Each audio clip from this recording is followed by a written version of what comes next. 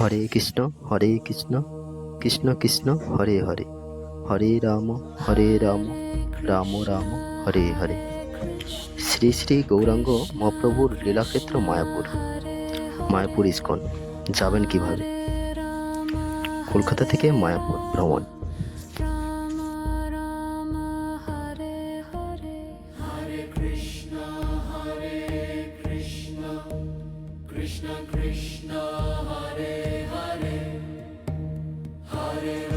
সকাল সকাল বেরিয়ে পড়লাম মায়াপুর ভ্রমণের জন্য। সকাল সকাল শিয়ালদা স্টেশনে গেলাম, টিকিট কাটলাম। কৃষ্ণনগর সিটি জংশন ট্রেনে উঠে মাত্র 2.5 থেকে 3 ঘন্টা টাইম নিয়ে পৌঁছে গেলাম Krishnanagar city junction. Krishnanagar city junction থেকে টোটো ধরলাম। এখানে টোটো অটো দুটোই পাওয়া যায়, আপনার যেটা ভালো লাগবে সেটাই যেতে পারেন।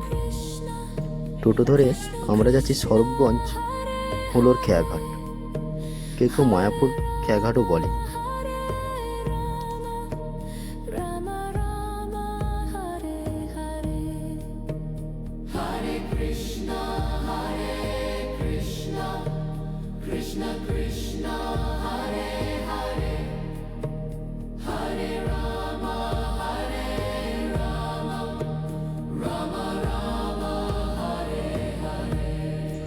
স্বরূপগঞ্জ খেয়া পেরোলেই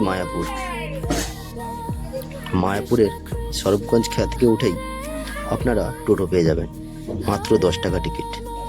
টোটোতে 5 থেকে 10 মিনিট সময় লাগে, মায়াপুর মন্দির গেটে আপনাদেরকে নামিয়ে দেবে। এখানে এসে মন্দিরের ভেতরেই আপনারা অনেক রুম পেয়ে যাবেন, মাত্র 100 টাকা থেকে শুরু রুম, না হলে বাইরে অনেক হোটেল পেয়ে যাবেন। ভগবান শ্রী শ্রী চৈতন্য মহাপ্রভু লীলাক্ষেত্র মায়াপুর ইস্কন, খুব সুন্দর এই জায়গা, খুব সুন্দর। এখানে গেলে আসতে ইচ্ছা করবে না। এখানে একবার হলেও ঘুরে আসবেন, খুব কম খরচে, খুব কম টাইমে, কলকাতার কাছে খুব সুন্দর এই স্থান।